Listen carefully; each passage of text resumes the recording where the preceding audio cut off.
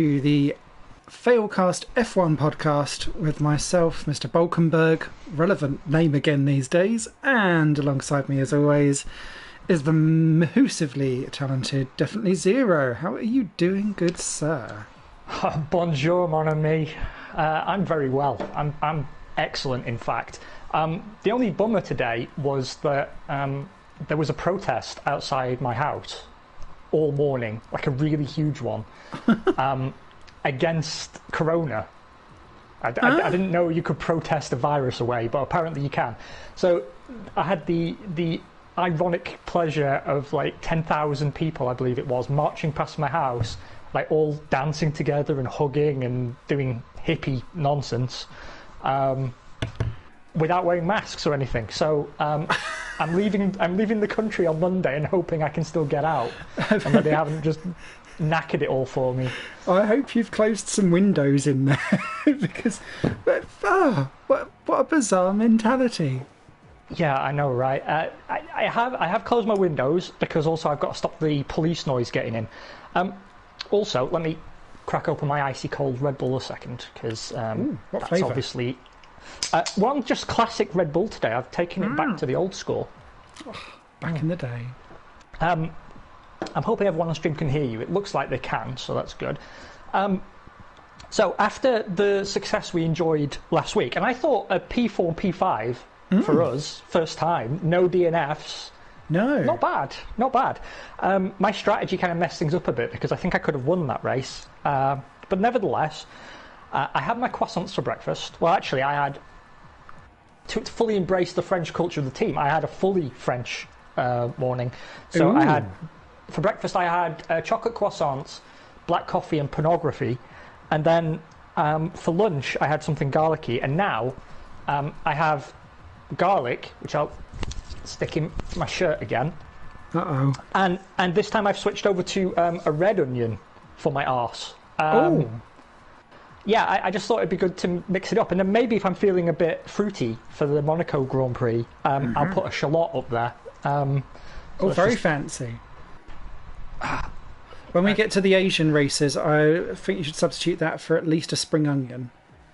Yeah, I mean, that's the thing. We can be very versatile because there is a wide range of onions available. Some of them obviously more arse-friendly than others. But the good news is that I'm here as like your guinea pig, and I can tell you which are the most arse-friendly onions by the end of this season. I feel like at this. Renault. I feel like this should be a new subject, or like drop down in the Recon fetish app for the gays. 5 KY jellies out of 5. Slippery when wet. So hey, you Mana. and I, Welcome to the stream. you and I are at Bahrain. We this time are out. indeed. A track that we've had mixed fortunes at historically. Man has popped in the chat butternut squash ? Well, I appreciate your enthusiasm, mate, but I don't think I'm quite that brave. That would be the first thing that comes to mind with that is did not qualify. Did not get into the car. I mean, imagine the seat fitting. I think my sound levels are a little too high. Let me just that's better. Yeah, no butternut squash for my arse, just onions. But yeah, we've had mixed fortunes at Bahrain in previous years. Tends to be a few corners that catch us out. Also, I found it very hard to get a setup that I'm happy with for this race in my career mode. I don't know how you've got on. I did all right round here on career mode, but I think my setup is a bit on a knife edge because, and it's that same old two corners that bug me up every single time. The double left-hander at the end of sector 2 onto the mini back straight. I've never been able to do that in any game for love nor money. But it's also the double right at the end before you get the second to last straight. If I don't take that corner wide and properly, I'm right on the knife edge of being able to take it flat out or not. And I'm so used to taking it flat out in previous games that it just sends me around like a top if I forget. So yeah. But I still feel confident. Crasherama, I'm sure. Well, for me, I always have trouble at the end of Sector 3 coming back onto the start-finish straight. I lose a lot of time there, like a huge amount of time, and I've never been able to figure out why. But also, generally, the car is either too lax on the brakes, particularly into the awkward double left-hander, and the end of the start-finish straight. That's a corner I've always struggled with.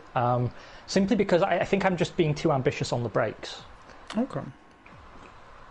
But nevertheless, how about we dive in and do some qualification? That would be grand, although I don't have you sitting in the lobby. I'm not, because it would compromise the quality of my stream audio, so I'm only doing it now. Okay. There we go. I was getting a bit worried then that we'd managed to get into separate lobbies somehow and found a new F1 2020 bug.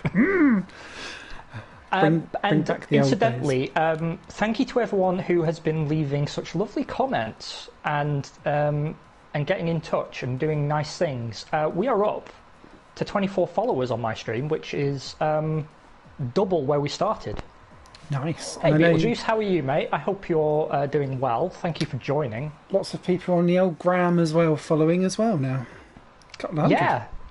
Yeah, we're doing all right. We're getting a profile. I knew shoving an onion up my arse would achieve something. I just didn't know what. Not a ratatouille. Oh, no. Oh, that Red Bull is good. Wow. I've had to wake me up, and I've only found them new today. Cookie dough munchies. What the hell are cookie dough munchies? They sound delicious. You know the old Munchies chocolates? They were a bit of a... Oh, I've not had those in years. No, I didn't know they still existed, and they've come out with a new flavour for cookie dough. Proper nice. It's no wonder we're both fat, really, is it? No. It's like a global conspiracy. I hope the sound levels are all right for you, by the way. Yeah, Simon, I needed to ask you about this. Thank you for reminding me, Beetlejuice. I was suggesting that we could also branch onto OnlyFans. Because my idea was that we'd have an OnlyFans that was full of just really wholesome pictures of the two of us. So, like, you know, like in the Sunday Times supplement or like Sunday magazine in the News of the World, you get those pictures of guys in like chunky knit sweaters on the back of some horses, or like, you know, Alan Titchmarsh in a garden, like just a load of pictures of us like that. Put that on our OnlyFans. I think there'll be a market for that, like wholesome OnlyFans. Should we call it Only Laps or something like that? The thought of me being on OnlyFans disturbs me to the very core of my foundation. Man has popped in the chat. I thought onions only made you cry when you cut them. Wow. Well, to be fair, the onion up the arse did get me P4 and pole position last week. So that is true.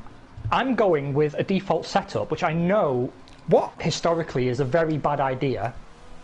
But I've not been able to find one that works better. I've not been able to establish one. Also, Beetlejuice, I'm sorry, I forgot to give you due credit for your lovely pun that you opened with, the Renault drivers, as in null pois. However, we got pois. We have pois coming out of our arse as well as onions. Very fast poissons. Whilst we're at Bahrain, and it just popped into my head, what do you think about the proposed Bahrain oval type layout? I think it would be quite an interesting little setup to do, where it runs around the perimeter with like a weird little diggity chicane halfway round one of the laps. I think I'd like to see it. I'd be open to that. I'm not averse to a little bit of experimentation, as my veg cabinet can now attest. So yeah, why not? You know, I've just remembered I turned traction control off, and I'm now shitting my pants. Uh-oh. Well, it's good job I wasn't never going to cook that onion. I was going to say, good job veggies need fertiliser. No, but I'm in general, I'm in favour of the experimentation. Generally, I'm not a huge fan of oval racing, if I'm honest, but I think as a one-off, it'd be all right. And, you know, I managed to tolerate Indianapolis briefly. That's true. And I guess it's not like a full-on oval, because it's still doing... It's like turn 1 to turn 3, and then like a bit of a chicane, and then popping out the other side. So, oh shit, I didn't mean to do that. Will it cancel my lap? No. There Ignore is what a I've yellow just done. flag. Is that you? That was me forgetting to brake and turn whilst putting my fuel back up to max 4. If it makes you feel better, I had a lovely fail the other day, and thank Christ it wasn't on stream. And I think you'll appreciate this, Beetlejuice, because I know you'll have a bit of ineptitude.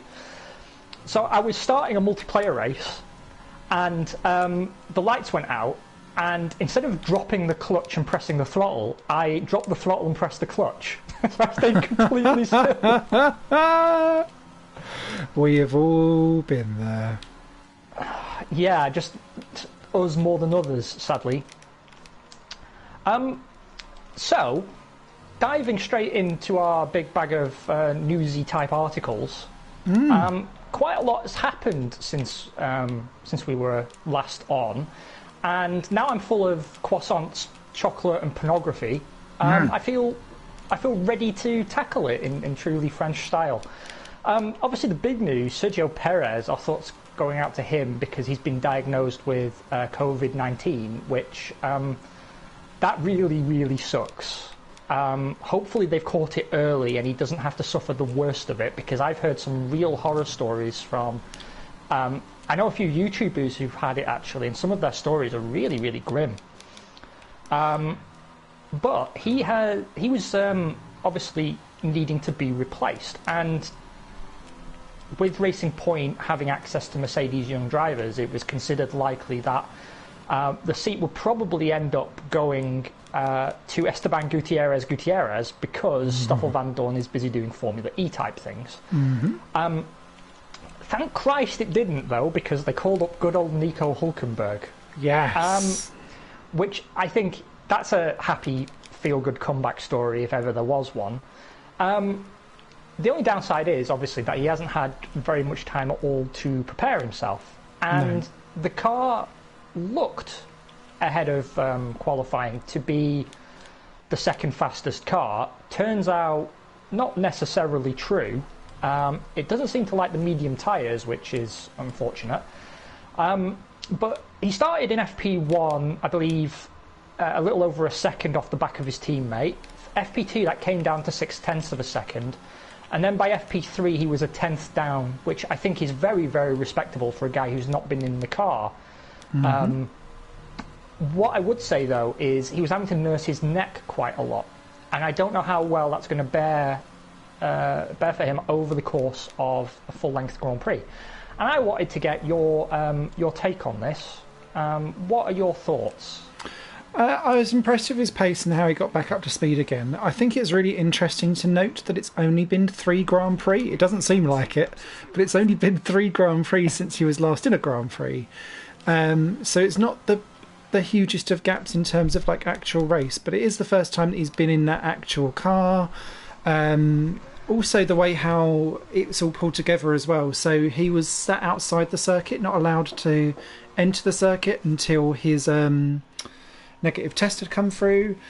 So like you're not able to kind of get properly in with your bubble and dealing with all of the engineer side of things and stuff like that. So he only literally got into playing around and actually being with people in person about 6 or 7 minutes before FP1.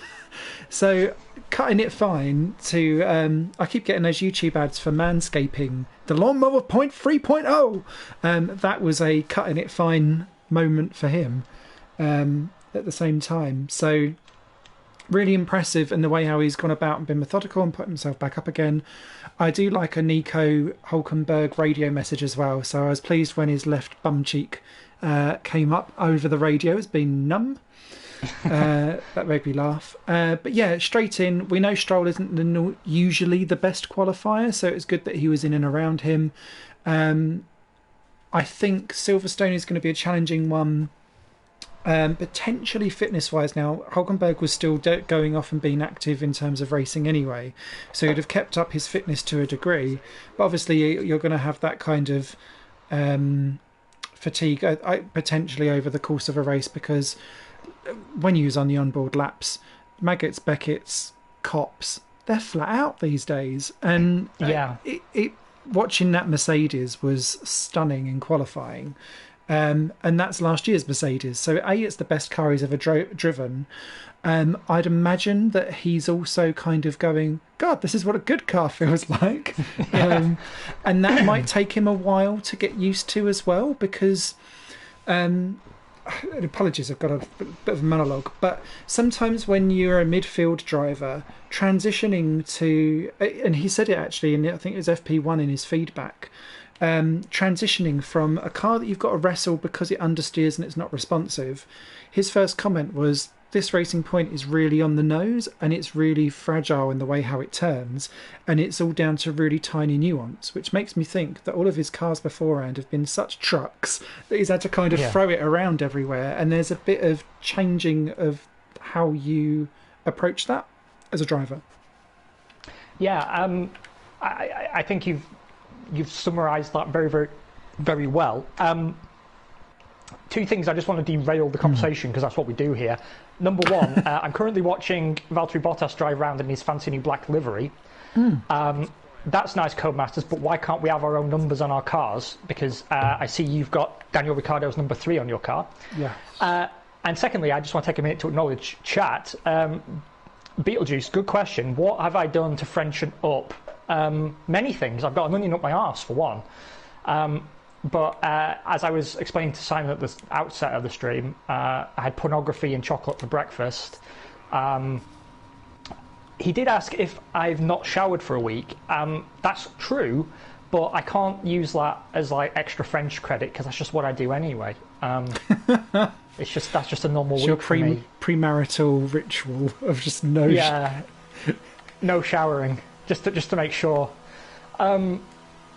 Keep the stink You away. are currently P3, sir. Half a second down on me. You are P1. You're really quick in this game. Yeah, they've switched back to the. It feels like they switched back to the physics from the game before the last one, and that was the one I was fastest on. Yeah, so. Well, obviously, we're hoping for to see Nico have a good result in the race. It's not surprising he didn't match Lance. It's funny, actually, as well, because I don't know if you've seen this, but I've seen a huge amount of articles suddenly saying, oh, was Lance Stroll this good all along? And it's like, well, this is what we were saying ages ago. Again, we're ahead of the curve.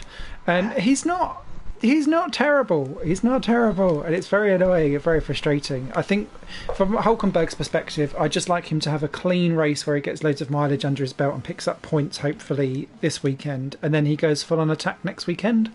Because isolation in the UK is 10 days. So Perez cannot race next weekend. He's not allowed. So it's in for the 2 races, which should be good. Same circuit, same layout, meh. But that will actually play to Nico's advantage because he'll get up to speed. And on the whole thing around Stroll, he does have speed, he does have pace. He needed to sort out his qualifying. I still think he needs to sort out his qualifying because he nearly got chucked out in Q2 today. And yeah, he just needs to chill it a little bit, and then I think he'll be okay. Yeah, I agree with you on that. His qualifying is a bit too up and down for my liking. But given how strong he is on an opening lap, it might not prove to be too bad. What I was really hoping for, though, was for Hulkenberg to just be on it straight away, and I was really hoping that he comes back and then gets a podium. Well, that's every YouTube comment I've seen on an F1 stream is it's all lining up for the Nico podium, and no. But it would be wonderful. Yeah, it would be wonderful if it happened, though. But see, the worrying thing is as well is that the medium is considered the best race tyre, and that car doesn't look good on the medium at all, which surprised me.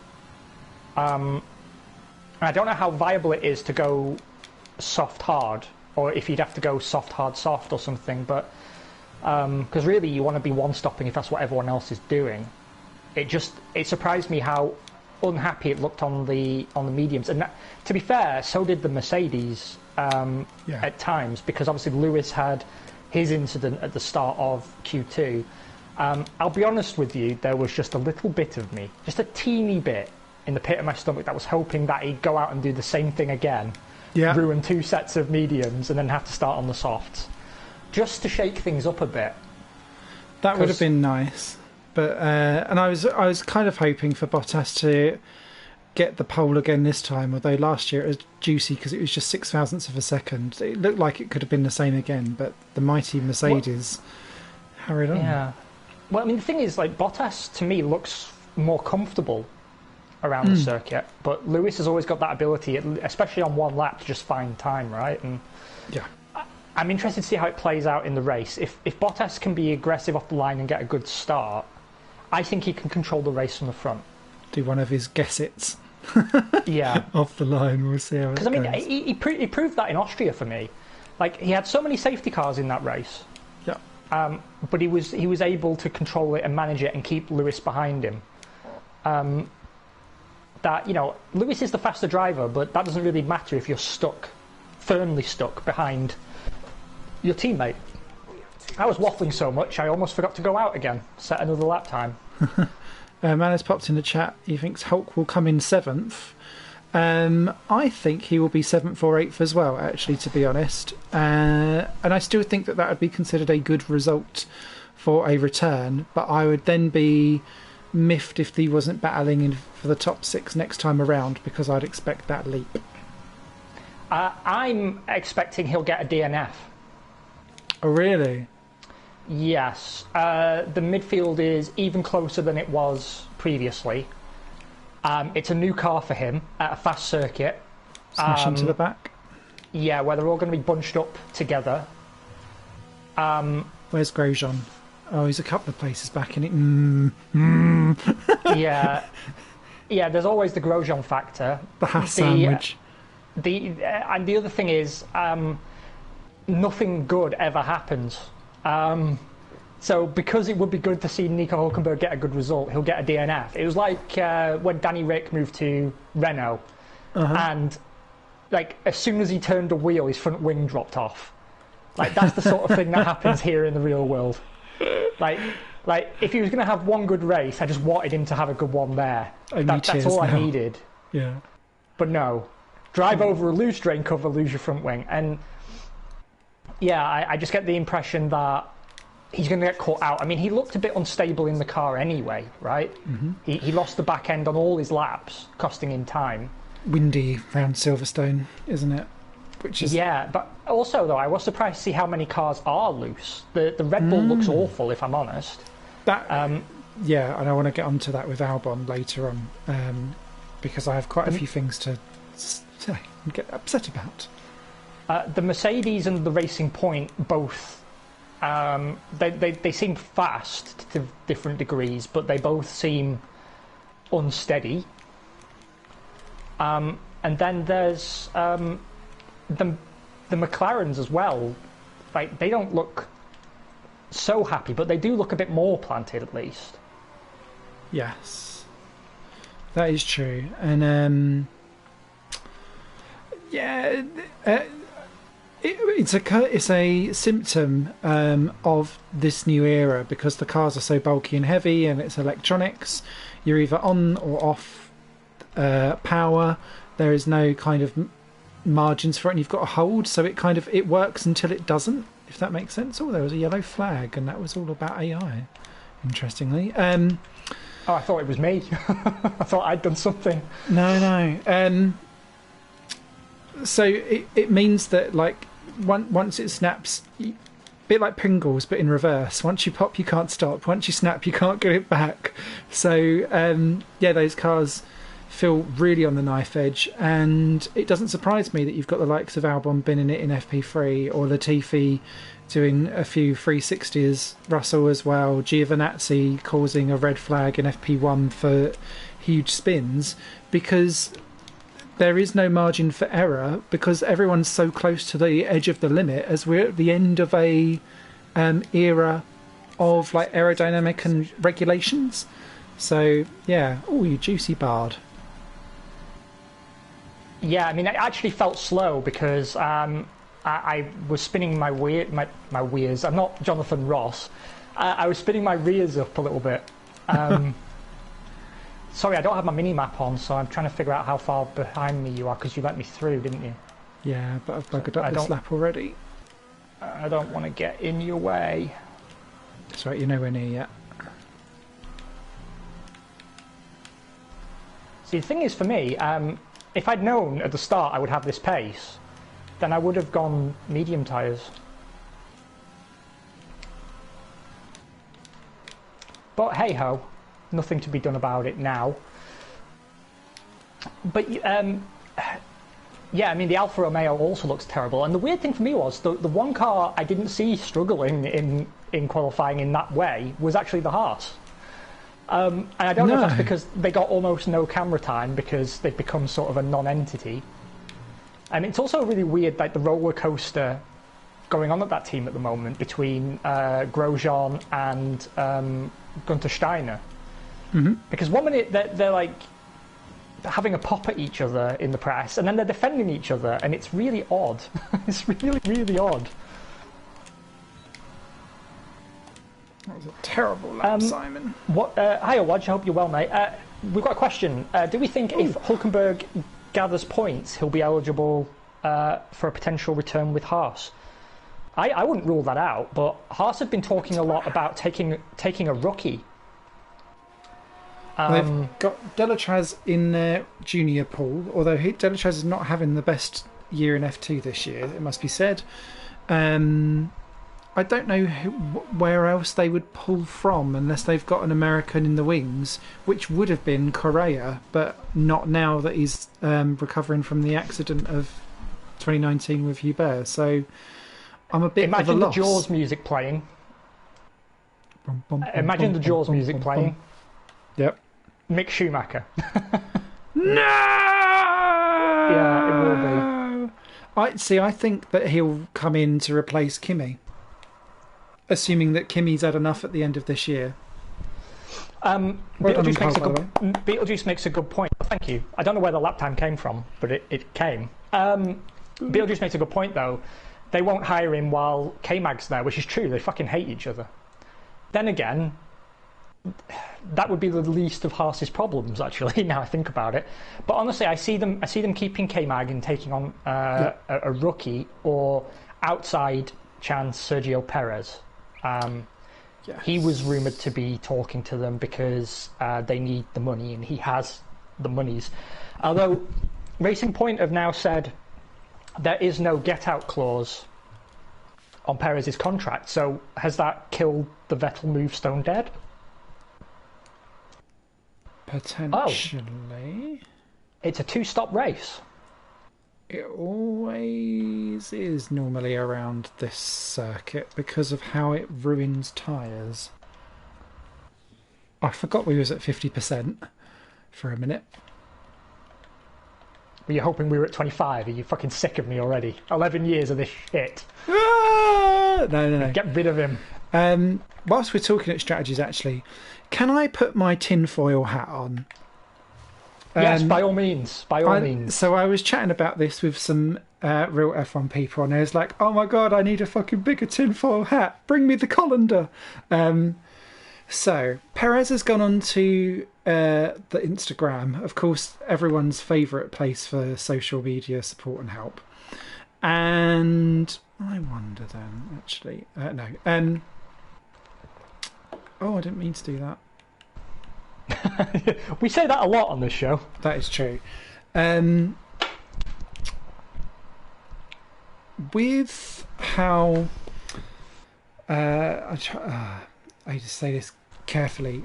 So Perez has gone on line to say I have no symptoms of COVID whatsoever. I went to visit my mum. She was in hospital. She'd had an accident for 2 days in Mexico, and I visited her when she came out. I have no symptoms whatsoever. It comes back. There is a rumour going around the F1 paddock that what they have tried to do is then release Perez from his contract because he's got COVID-19, and therefore it is of detriment to the F1 team for him to be there in the future, which therefore paves the way open for a Vettel to appear instead. And my thoughts were, how much money would it take to forge a COVID-19 test, and how much money does Lance Stroll's father have? Because if Perez... Now, I know Perez has no symptoms, and I know that lots of COVID-19 people don't necessarily have symptoms, but it's just a quick swap from an inconclusive to a positive. He has no symptoms. It's a nice little payoff, potentially, for Perez, who can then gracefully bow out and just be like, do you know what? I'm now sidelined. I'll come back next year with Haas. In pops Hulk to fill the gap until Vettel's able to go. Not that I'd want Vettel, based on today's stuff anyway. Tom in the chat, he has billions. I've gone full on pay, like, I've got the whole fucking wrap of tinfoil wrapped around my head on it, and I'm looking like a juicy turkey. The problem is that it doesn't even sound that tinfoil hatty. It sounds perfectly believable. I mean, like, weirder things have happened in Formula One, let's be clear. Just got to address some stuff from chat. Beetlejuice suggests Haas should sign Hulk and then push for an exclusive spin-off Netflix show just about Haas, with Gunter trying to manage Hulkenberg and K-Mags as they fucking hate each other. That actually, I would watch the crap out of that. That would be a brilliant show. Yes, please. And yeah, mate, you are a Renault driver. Drink bloody Perrier. Never. I'm not going to be that French. No. Actually, I've got Volvic in the fridge. No, I'm sticking with Red Bull. Maybe next time I'll get a nice glass of chilled Sancerre or something. I got Volvic and Vic Vapor Rub mixed up for a second, and I was like, what the hell are you doing? I ask myself that all the time. For me, the thing is, we've got open seats at Haas and Alfa Romeo. Neither of them are attractive. Nope. Perez has a contract. Why would he give it up? Even for money. He's got money. He's already rich. He's a multi-millionaire. Precise. Like what he wants is a legacy. He wants a career, right? He's only got a few years left. Why would you give up the first potentially race-winning car you've ever had? Precisely. But I guess it's a... how good is it for a sponsorship payoff? Oh, yeah, actually, that's a good thing. Well, I'll come back to that, Tom, in the chat. He said, speaking of Haas, have you seen William's story and Rich Energy are trying to buy Sunderland Football Club? Oh, Christ. And also, actually, have you seen Rich Energy is sponsoring someone in the BTCC? And all of the comments when they announced it was, what are you doing? And, like, just memes of Haas underneath, and, like, the photo where he put up where the Haas driver was in the forklift truck and things like that. And I was like, oh, that's not going to end well. They also sponsor the West Ham women's football team, I believe. Oh. Beetlejuice makes a good point. Would Perez want to be in a team that's actively working against you? Yeah, well, that would change things up. Like, if Simon's tinfoil hat conspiracy about the contract behind the grassy knoll is true, then yeah, I suppose you would want out. But I mean, I wouldn't go to fucking Haas or Alfa Romeo at the moment. If I had to pick between the two, I'd go to Alfa Romeo, because at least I'm confident they'll still be around. But I mean, that Alfa Romeo looks awful, and that's not something that you're going to develop yourself out of overnight. And then the Haas, shitbox, really. Shall we start the race? Yes, sorry. We'll do the bit where we shut up for the first lap because we nearly kill each other, and then we'll get back to the chat. All right, prepare your rectums, everybody. I'm still not sure on my scary strategy either.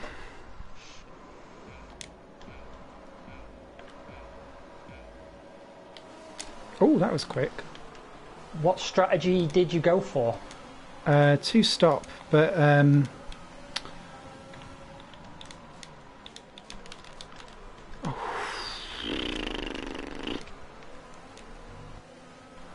I tried to leave you space. No, you had plenty. You had plenty. I was busy watching what was going on behind. Oh, you cheeky little bugger. Oh, this is... Why are we racing? This is always terrifying. Why do we do this? Yeah, you've psychologically battered me there. I'm too scared to approach you because I've got no traction control. It's just going to be a massacre. I hate that corner so much.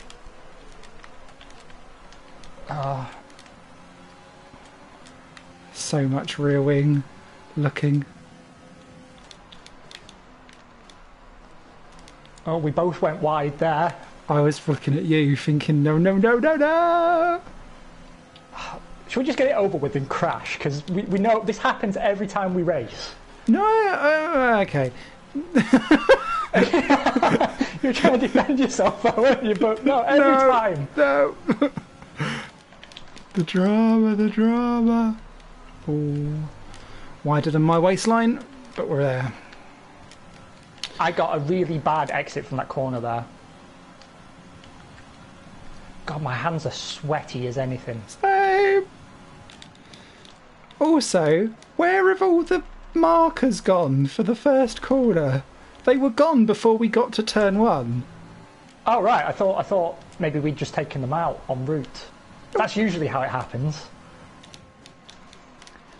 Right, shall we try again to be podcast hosts? Okay. Or is this still too emotionally fraught? I feel like I need to weigh myself after this for the amount of sweat and tension that has dripped out of my rectum. It's also incredibly hot here, and I've got an onion up my arse. So really, in the comfort levels, we're not really talking 5-star at the Grand Marriott. And people think I'm joking, but I am actually genuinely sat on an onion. Oh shit! Sorry. Jim Jam. I drifted. I drifted. You drifter, you. Like a train riding hobo, I drifted. And now I've got cramp in my thumb, so it's all happening. It's all action on the Failcast. It is. Oh. Right.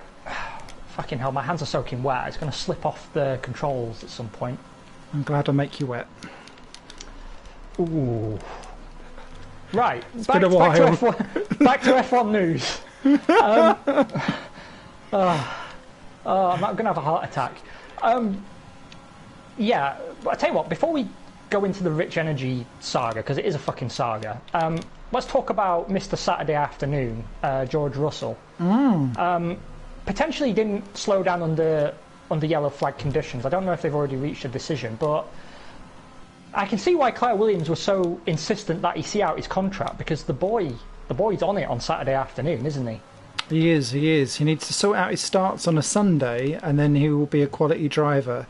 I noticed this last year as well. Kubica used to get round him at the first opening lap, and he'd spend the first stint stuck behind him, and then he'd be too far kind of back to do anything else. And Latifi's got round him each race, the last couple of races at least anyway, and made better starts, which has then kind of compromised him a little bit later on into the race. So it's just get the start sorted, and I think we are on to a winner, chicken dinner. Well, do you think part of this is the pressure of carrying the team on his shoulders? Because even up against Kubica, right, it was down to him. So do you think he's just sort of psyched out on the race start like I was, that he just doesn't want to damage the car and just wants to make sure to bring it home? Yeah. And it's causing him to be maybe a little too conservative. Yeah, because when you're the only one that matters, so to speak. Sorry, Nicholas, but it does make it awkward. So awkward. Oh, that was a dive bomb.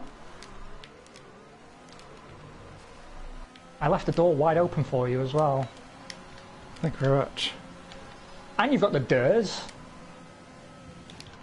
They need to sort that out. Martin Brundle picked up on this last race, actually. He was like, we should have changed it by now, that if you've got passed on the Durs, it doesn't automatically trigger like next time around for someone.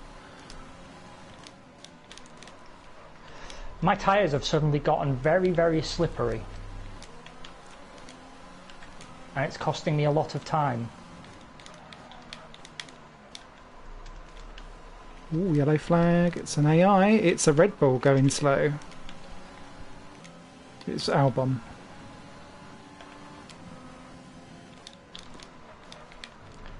You're a bit late for that, Jeff. The grip levels have been falling away for the last 2 laps, mate. I'm all over the shop.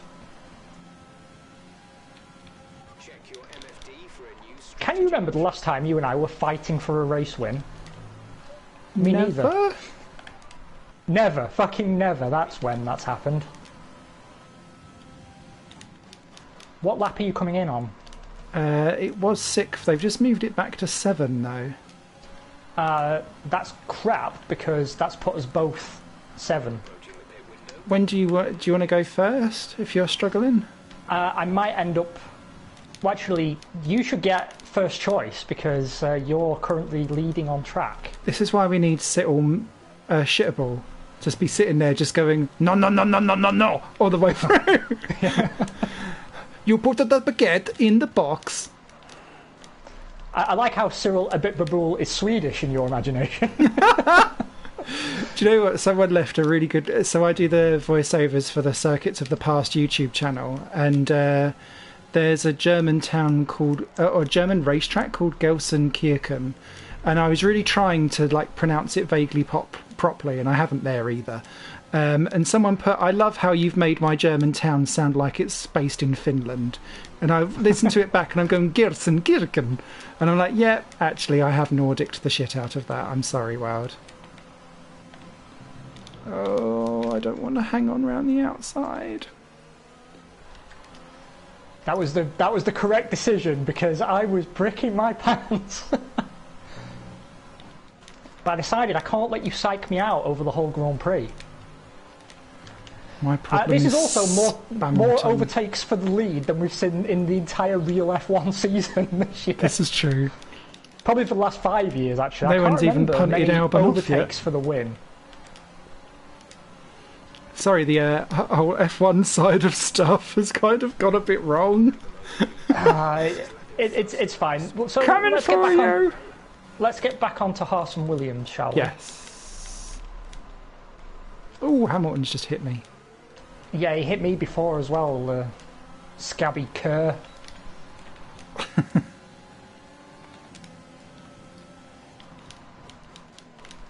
But yeah, what's the deal?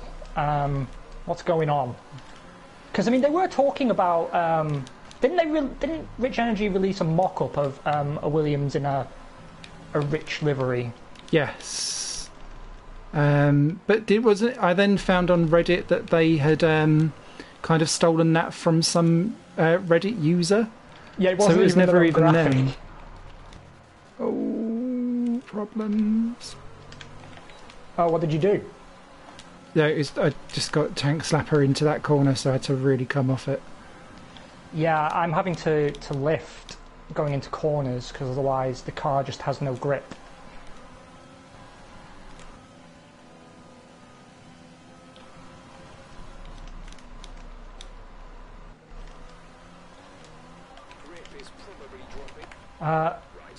I'll be pitting soon, then I can check chat. I'm sorry guys, my magnifier for old people hasn't arrived. I got a cheap one from China because, you know, that's the way the world is now.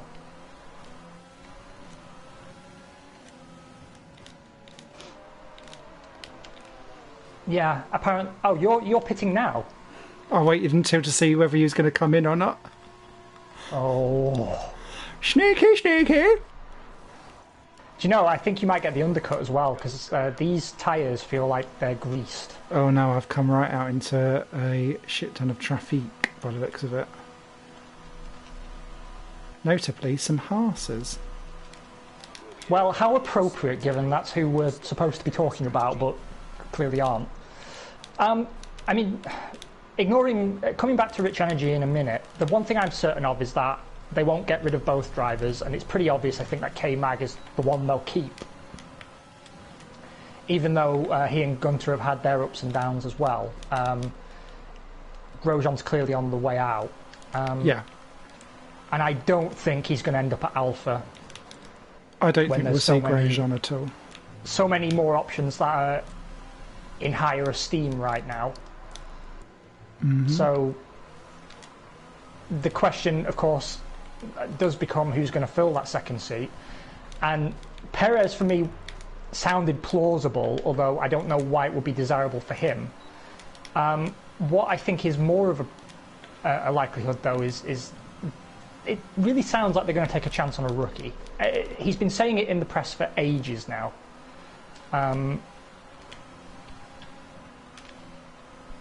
Whew.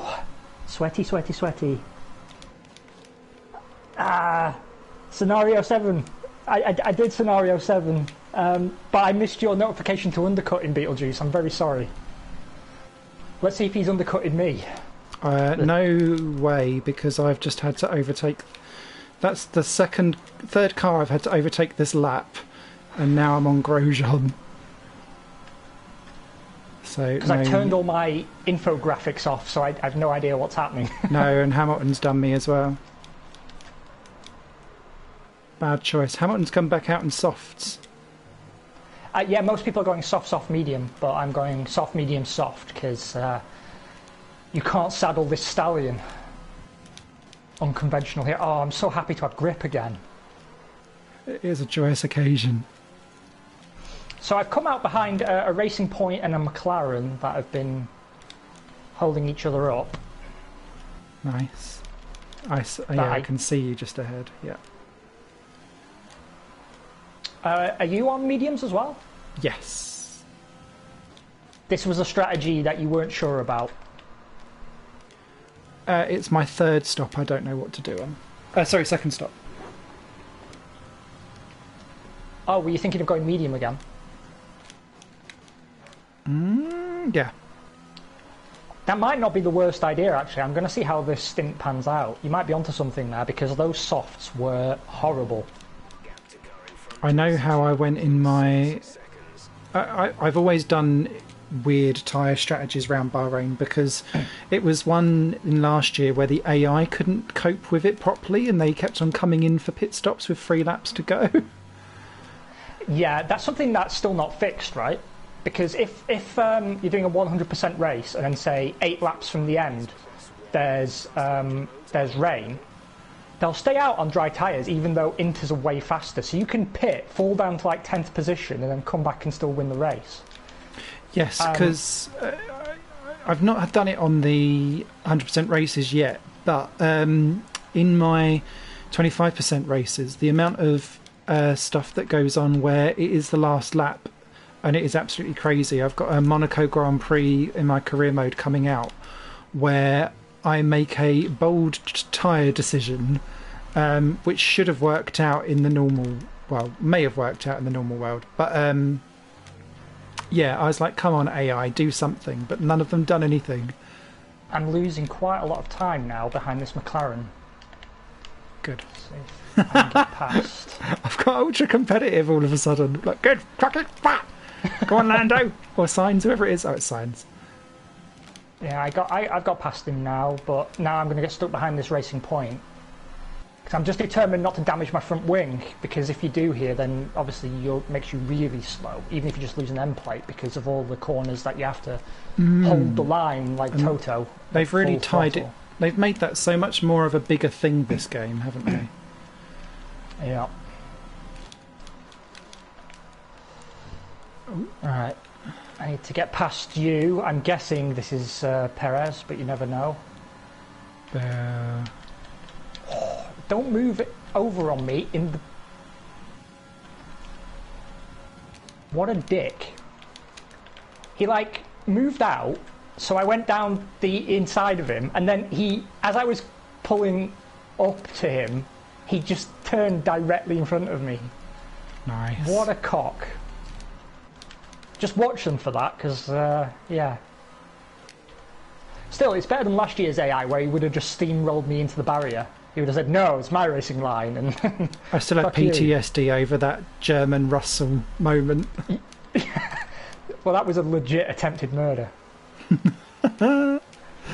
Right, other news. Obviously, Vettel, not the best weekend for him so far. He had no faith in Q2 in himself because while his teammate went out on the medium tyre, he decided he could only chance getting through on the softs. I don't know if that was his decision or the team's, but I'm presuming he wouldn't have gone out on those if he wasn't happy. Not that it did him a huge amount of favours, he's really off the boil. Mm-hmm. And that makes the whole thing around Racing Point even more perplexing. Why would you get rid of a driver who essentially is delivering for one that definitely isn't?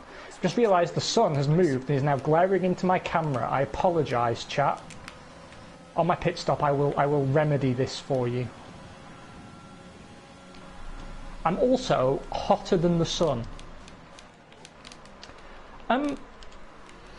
Yeah, I agree on the Vettel thing. I feel like he's become more and more disinterested. What was really interesting is that we've got this weird brake thing that seems to have plagued him all weekend, and this to me shows a couple of things. Firstly, that Vettel is really, really uncomfortable with this car because he's feeling or looking at things Zanardi-esque. To try and find different ways to try and solve problems or get pace or feel more comfortable, whatever it is, which is not grand. But the other thing is systemically at Ferrari, what are they doing? Still trying to solve like a brake issue that was on Friday in the middle of qualifying, still saying, "Oh, this is terrible. It's not worked out. Things are going wrong." Blah blah blah blah blah blah blah blah. That team should be like an oiled rag, trying to. It just no. What, you mean floppy and ineffective? Because that's what they are. Yeah, possibly. There are two Alpha Tauris ahead of me, and I'm trying to see if they're on hard tyres. Everyone so far is on mediums that I've passed. Whoever that is just ran into the side of me, so thank you. Kvyat's mediums, who you've just got past.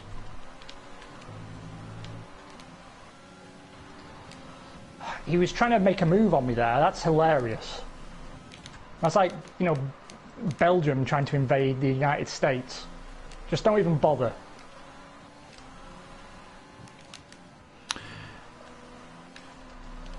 And that means I've got Gasly ahead of me now. And sorry, I was going to say, talking of the Alpha Tauris, I still don't really know where to place them, but B, what do you make of the pendulum swing for Gasly in this car this year, of being able to make all of the big statement and results for Alpha Tauri, considering that Albon, I think, is being set up. I don't think he's been set up to fail, but I think he's not being helped like he should be. No, he's not. But they have swapped his race engineer to try and solve that, right? I think, to be honest, a big part of this problem is that he always did well in the Toro Rosso. Yeah. So it makes sense to me that he would be delivering in the Alpha Tauri. Mm-hmm. And I don't think moving him back to Red Bull and Albon down would help Gasly. It might help Albon. I still think Albon is the right one to have in that Red Bull. It's just this car looks very understeery in places, and there's something that it fundamentally does not suit him. Mm-hmm. And because all they really care about is giving Max a car that he can work with, there's no doubt in my mind that he's being hamstrung to some degree by that compulsion on Red Bull's part. But I don't think, as you rightly say, I don't think it's truly reflective of him as a driver. Do you think Red Bull should be reviewing who has the most closest driving style and therefore setup needs for a car to Max, and therefore putting them in the seat instead? Because I completely agree, they're chasing a car for Max and not a car that works for two. If that is the case, Kvyat done a nice little shut door and spam in there. Lol. If that's the case, where they need someone to match, because one of the worst thing you can do is have two drivers that want fundamentally really, really different things. I remember Alesi and Berger never had the same setups at Ferrari and Benetton, and so they could never optimise a car that would work for both. So it was always like a weird mishmash. That's Gasly. Yeah, for me, that's definitely a contributory factor. I still don't think, all things being equal, I don't think Albon would be on the same pace as Verstappen. He'd always be a tenth or two down, but you know, I still think he's capable of being in that range, and we saw that last year already. Yeah, I mean, Red Bull should be considering driver fit, not just outright pace, which is what I think they tend to do. Because, you know, they put Gasly in, let's be honest, off the back of his fourth place. Yeah. When he clearly, you know, he wasn't really ready for that step up, I don't think. And although it was painful for him to move back down, it's clearly been the right move. Agree. But yeah, the problem they've got now is they've chewed through so many drivers. What I'm thinking I'd do, to be honest, is if I had to make a swap, and I'm not even suggesting that they do, swap Kvyat and Albon around. Have Kvyat, whose career is going nowhere really, have him keep the seat warm. He's the most experienced. If anyone can get a result out of the car, it should be him. Mm-hmm. And then do the usual Toro Rosso, have two excellent drivers in your junior team, throw them both away if they're equally good, or have them fight to the death for Kvyat's seat, and then give yourself a year or two for some more young talent to come through for Toro Rosso. Yeah. Because they've just chewed through so many drivers so quick, and obviously Danny Rick has been the one to screw them on that, because they really wanted him to be the next Mark Webber and to just sort of accept a de facto number 2 role within the team and stay there for a few years supporting initially Vettel and then later Max. But he wasn't prepared to do that, and he left, and that meant they had to promote 2 young drivers in very quick succession, as well as at the time firing Dan Ticktum, and yeah, you know, here we are. Yeah, I mean, I don't even know who their young drivers are now. And the problem is that their young drivers are not necessarily delivering properly. So at the moment in GP2, you've got Yuki Tsunoda, who did win in Austria, one of them, races, but is equally off the track as much as he is on it. So fast but erratic. Basically fulfilling every Japanese racing driver personality that you could possibly have at the same time. And I can't think of anyone else that's kind of in and around at the moment. What's been really interesting is that actually the Ferrari driver development program has got more going for it at the moment. Which is unusual for Ferrari, right? But I guess Charles Leclerc has opened their eyes a little bit. Yeah, and they've got Robert Schwartzman, who I think is onto really, really great things for the future. And they've actually got a raft of talent where I think they're going to struggle to place them in all 3 of their teams, because they'll want to hang on to Giovinazzi, who I don't think is doing a bad job at all. Although he'll never be a Ferrari driver, will he? No, he won't. He's Italian. That's not allowed. No, but I mean, he'll be the benchmark at Alfa Romeo that they use to measure a young driver against. But I could see them actually placing 2 young Ferrari drivers, one at Haas, one at Alfa. Yeah, I could see that. Absolutely. Or at least them trying to. I mean, I know at Sauber they don't really have the say over both race seats, and you know, they're already taking up a seat with Giovinazzi, so maybe not. But I mean, I'd quite like to see them give Schwartzman and Eilert a run. Yeah. Yeah, I'm unconvinced yet about Callum Eilert. I think he might need one more season of it. Whereas Renault have stuffed themselves up. I am a self-proclaimed fan of Guan Yu Zhou, and I thought he would be the next Renault driver, but clearly not, because Alonso's in there, so that bulks that out. Do you know, a lot of people are raving about him, and I'll be honest, like I'm not super switched on with his performances and potential, but a lot of people talk about him being the star of the Renault program, and if he's as good as everyone's alluding, then yes, it really fucking annoys me that, even more than it already did, that Alonso is blocking that seat. Right, I'm going to cheese out for a minute, hit the pause button and let the AI take over, because I look like the ghost of Patrick Swayze on my face cam, so I need to block the sun out. There we go.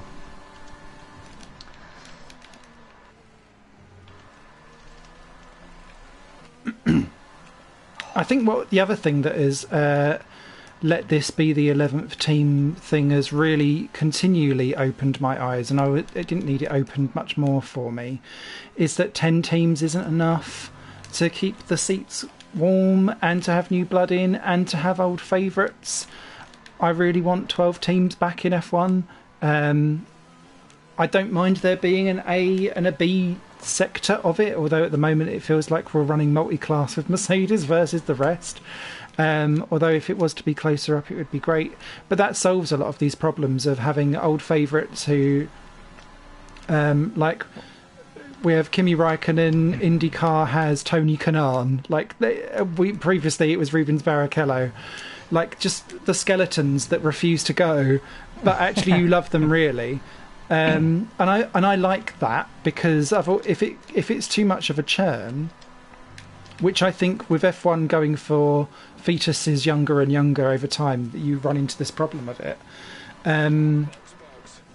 You potentially have the issue where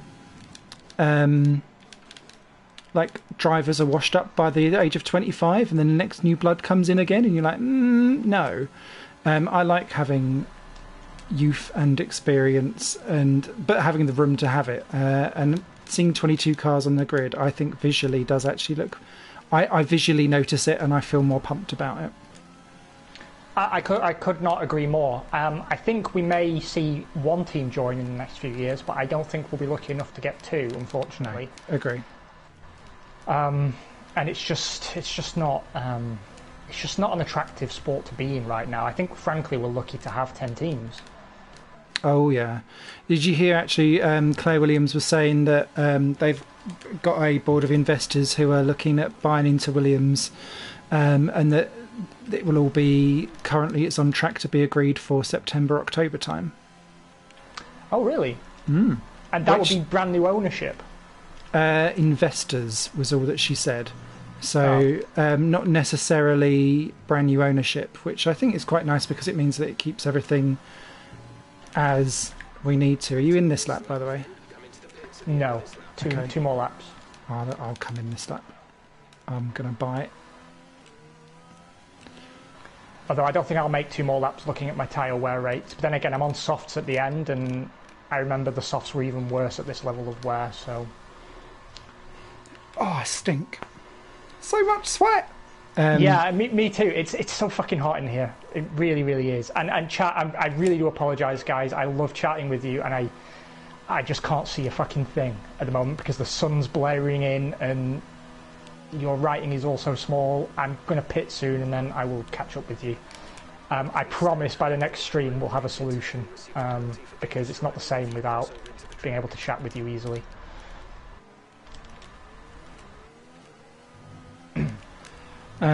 Tom's popped in the chat, so he thinks Kimi will sign on for 1 more year so that it then all comes over with new regulations, fresh start. I think it would depend on whether or not Alpha can actually catch back up with the rest of the grid or not, because he sounds pretty mega peeved off when in FP3 he was saying, oh, you put me out behind Giovinazzi, and he was like, what fucking hope do we have if we can't even organise our own team properly? Never mind dealing with the other 18 that are out there. But to be honest, like, I don't think it's a terminal case with Alpha by any stretch, right? Because they had a pretty solid car last year and the year before. It's just, it seems that this year they've got something wrong, and to be honest, it just looks like a lack of downforce from what I can see. Yeah, it just looks skittish. And of course all the Ferrari powered teams are suffering from a power deficit. Yeah, because if you, and that's a really good point. So if you think that they are running 4 or 5 tenths a lap slower because of the reduced power unit from Ferrari, and some people say it's up to 7 tenths. If you then adjusted Haas and Alfa Romeo back in again, actually it puts them both back into kind of where they were in 2018 vibes. Yeah. So, I mean, it might not be the car is as terrible as perhaps it appears. I mean, it does definitely look like it lacks downforce to me, though. Oh, yeah, definitely. It looks far too squirrely. but it's by no means a terminal case. It's not like, you know, a Williams situation where I think we're looking at, you know, a decade in the wilderness. Which, you know, McLaren also went through, right? I mean, they were uncompetitive for the best part of a decade.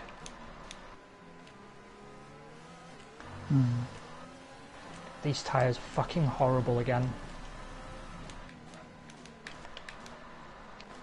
I've lost a lot of time to you, I can tell you that. Because I'm having to tiptoe round. Well, I am behind Verstappen and Hamilton, so I'm not even your next best in line.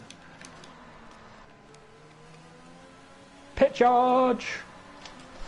Right, let's see what's going on. Grosjean will end up as a chef, yes, probably. Would you buy his cookbook? No. No, I wouldn't buy his cookbook, and I haven't. Are they allowed to test Kvyat or Gasly in the Red Bull in FP1? That's a very good question. I believe not, right? Because correct. The car you drive in FP1 is the car you're supposed to start the Grand Prix in? I think so, yes. But I mean, I don't believe there's anything in the rules that forbids them from swapping them around race to race. It's just, I know HRT got into trouble, right, for swapping drivers too frequently over the course of a season. You're only allowed to have 4 drivers, so you're not allowed to have a 5th. I don't know if that rule is still allowed, though. It might not be now. It's really bizarre driving with like the pro mode graphics almost, because not only did I just shift in the wrong place, good job me, but I have no idea how many laps are left or anything, so I don't know. I don't know who's behind me or by how far. So you've got Hamilton's next up behind you, then it's Verstappen and me and Bottas in a little squabble. Ooh, juicy. And are you winning the squabble? Not yet. I'm about to, hopefully. You might get the race win though, because I'm so hot and dehydrated that I may legitimately vomit and pass out. I'm barely holding it together. It's so hot today, guys. It really is. It was the 3rd hottest day in UK history yesterday for us, and I spent the entire day working from 8 AM to 8 PM, and I was really unimpressed. Right. In the closing stages of our own Grand Prix, what are your thoughts for tomorrow? And chat, feel free to chime in, because we will have a bit of a natter with you at the end, because I feel we've neglected you far too much. Yes. I think we are looking at a Hamilton win. Yeah. A Bottas second, and I'm not sure who will be third, because I don't think it will be Stroll, but I think it might be a Leclerc, because I think there is a high chance of both Red Bulls having some kind of wind-related incident. Without it sounding too awful. I think Hulk, if he finishes, will get lower end of points. I think Danny Rick will be best of the rest. Yeah, for once, normally I'd pick one of the McLarens for that, but I somehow don't see it. He just looks on form.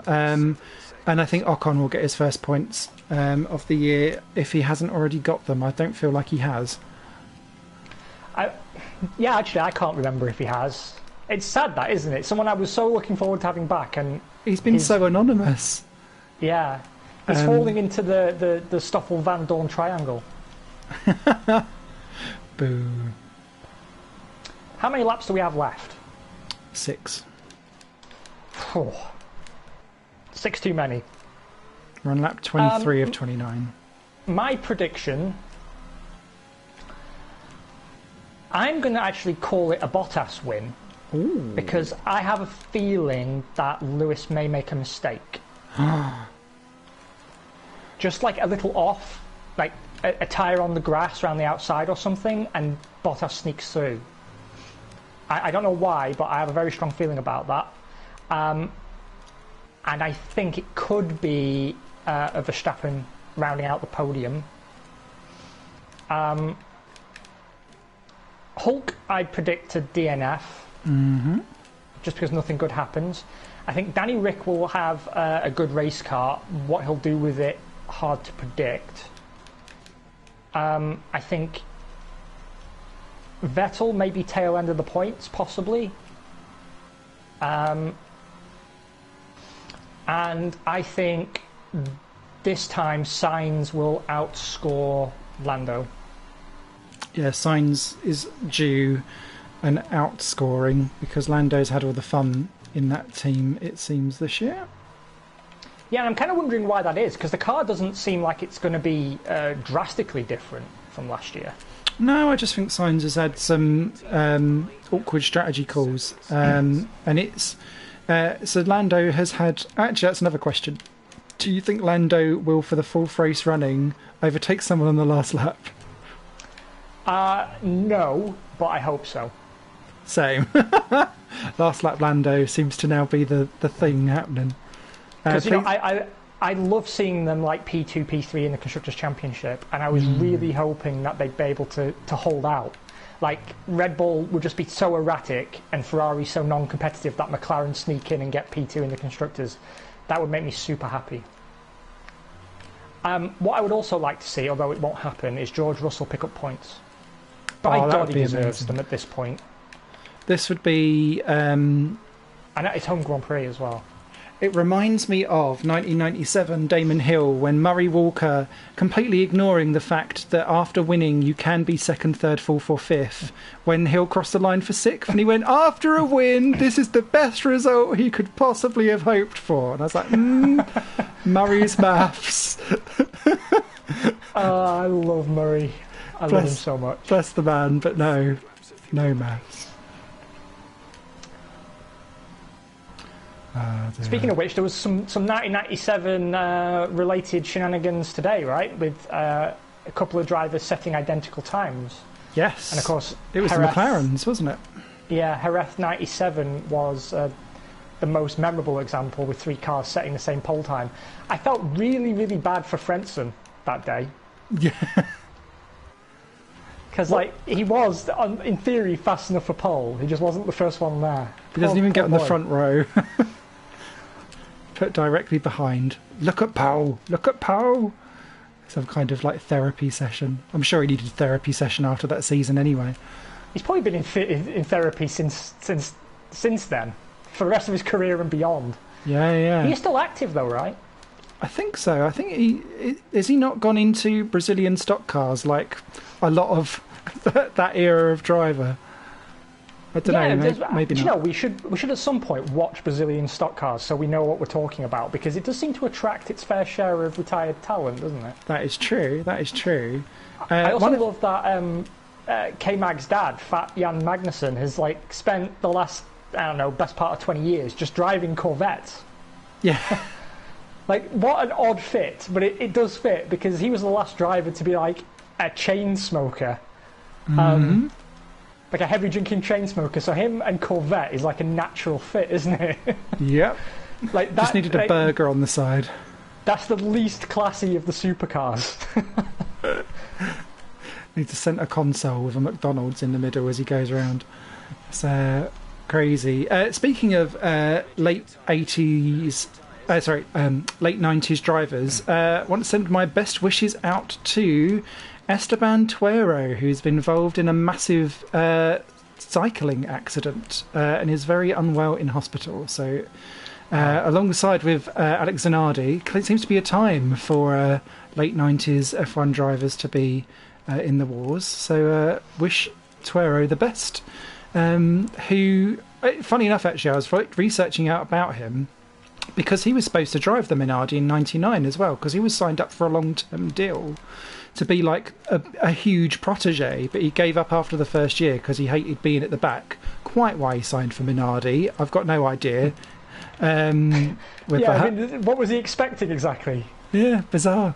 But apparently, random tales here incoming. So, you know, in 1998, it was Häkkinen versus Schumacher for the championship. Schumacher got the puncture and retired from the race, and then therefore gave Häkkinen the championship. Well, that puncture everyone still suspects is from the Tora Takagi and Tuero smash-up down at the chicane, where Takagi decided to just jump all over his rear. And then, funny enough, done exactly the same thing to Luca Badoer at Monza the following year after.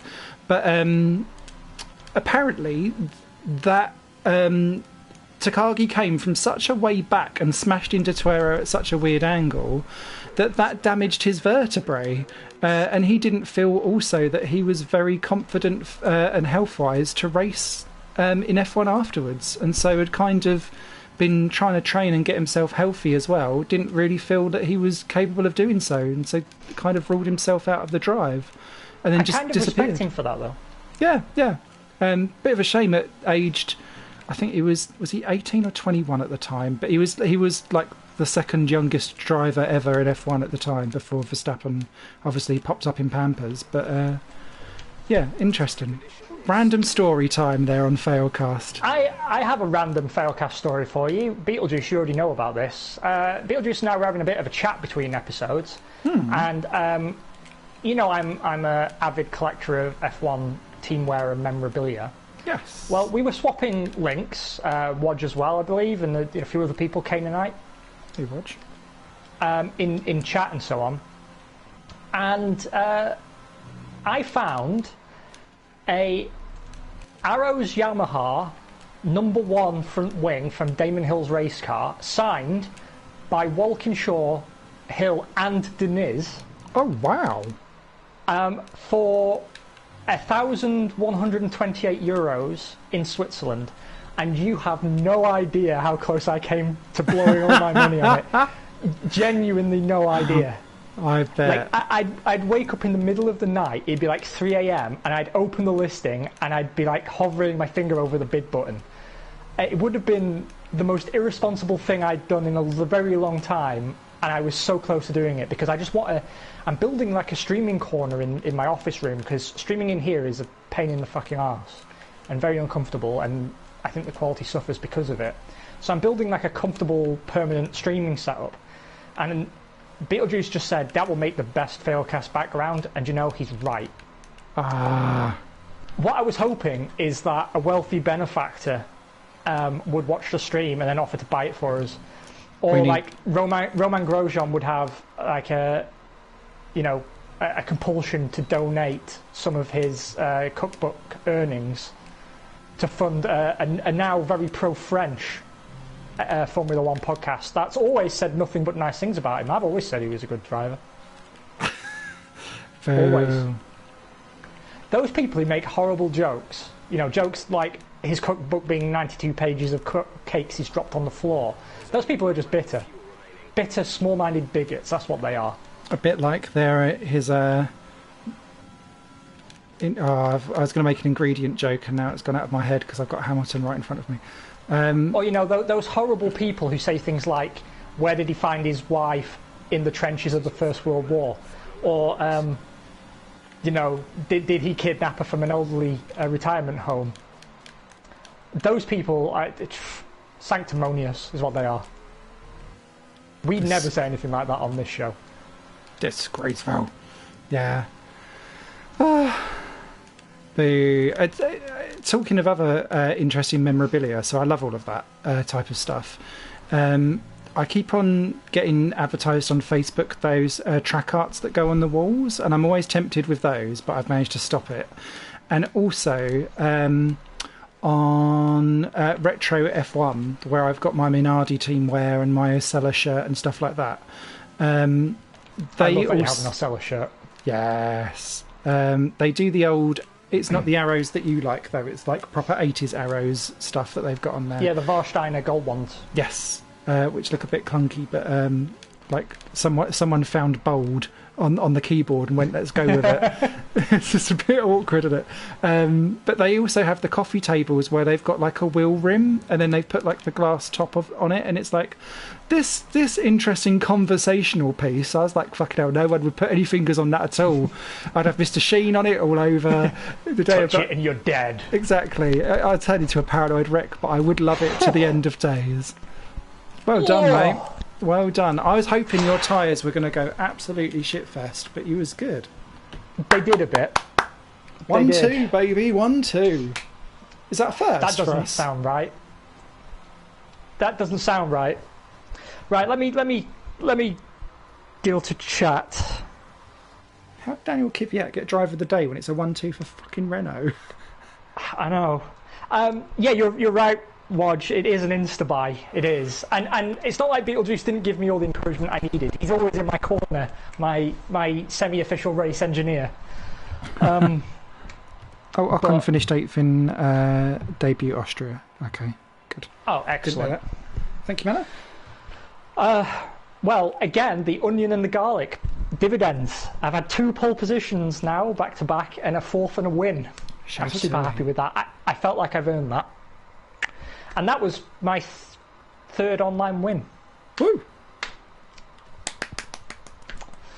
Whoop whoop, sound of the police. I've unlocked everything as well. Those of you who watched my career mode stream may remember that I was complaining that I'd never unlock everything, but it turns out I have. So that was a lie. Right, let's see what the results look like. So a 1-2 for us. Superb. Mwah, French chef's kiss. Hamilton P3, Bottas P4, Verstappen P5, and Leclerc, so nothing surprising. AlphaTauri, though, having a good run with Pierre Gasly to P7 and Kvyat to P9. One stopping right for them. Perez taking the last points paying position. Albon was our DNF, and Latifi is the last classified runner. Magical. Let's advance and look at the standings, shall we? Yeah.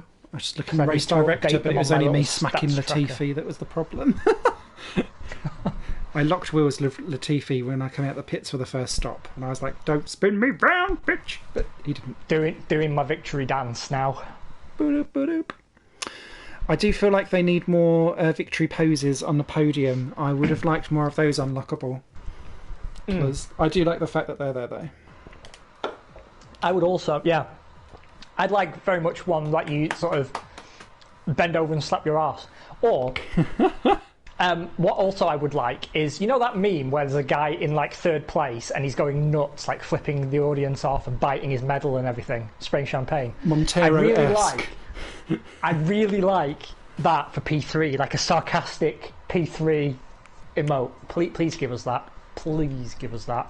Oh, Manners popped in the chats. Maybe you should go full French, congrats, and get full moustaches, as this team seems to work for you. I am actually starting to grow a moustache, but I can't grow a good one. My facial hair is very patchy. Because usually what happens is, if you're good at growing a beard, you tend to go bald. Oh. And if you can't grow a beard, you tend to keep your hair. And my dad is like 70, and his hair looks exactly like mine, but just silver. Amazing. So he's given me good hair genes, but we both have very patchy beards. He's not really 70, I'm being mean.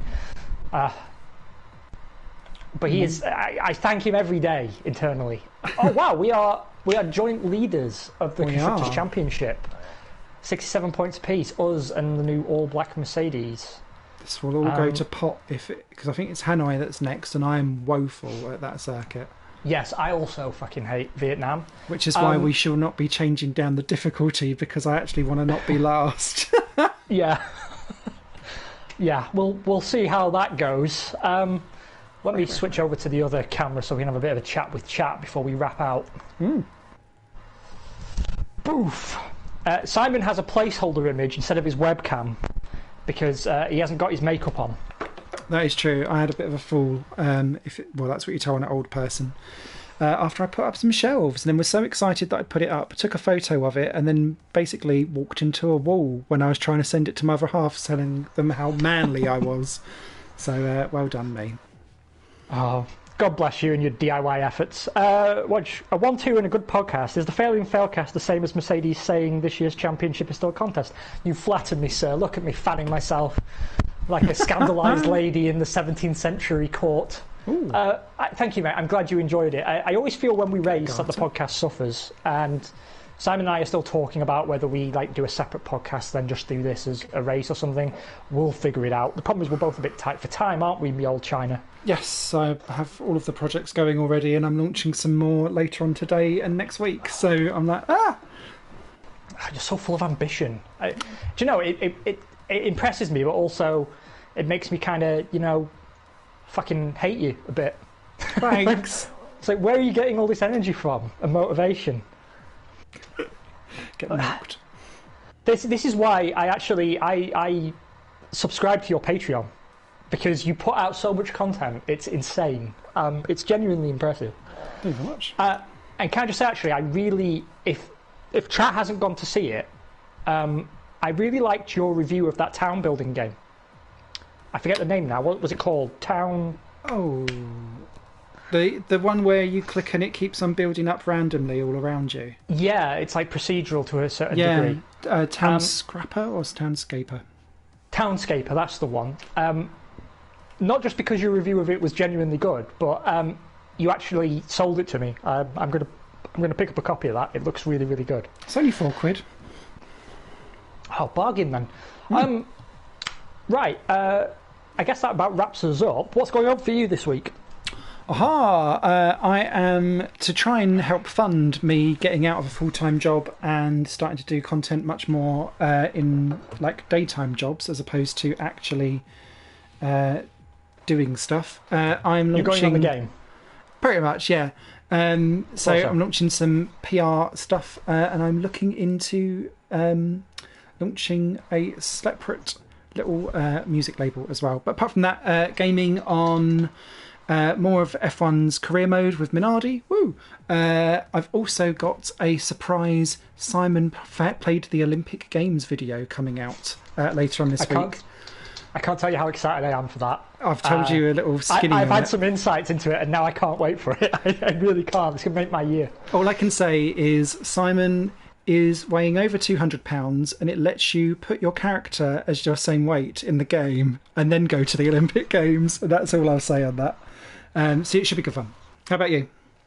I am flying to Denmark on Monday, and I won't be back until the following Sunday. So I will be streaming, but probably just from the beach, just like a hangout, have a few beers, show you guys around Denmark. I'm going to make some YouTube videos while I'm there, I think. Nice. And then, upon my return, we'll have some Monday Night Zero on Monday, as usual, 6 p.m. European time.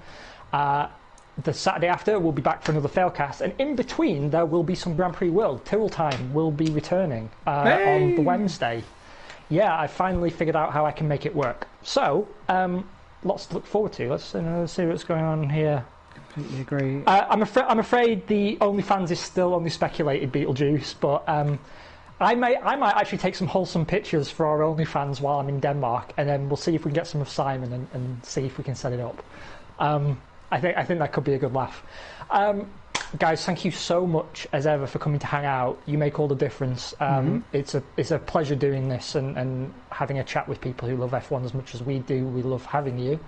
And from both of us, I guess we hope you have an amazing week. Yeah. And yes, thanks, Wodge. I will do my best not to crash my drone onto some sunbathing ladies. But no promises. So next time I'll join you from jail. Take it easy, and Sam and I got to shut up now because we can't talk while the outro music plays. So thanks for joining. Mwah, we love you. Bye. Bye. Love you. Bye.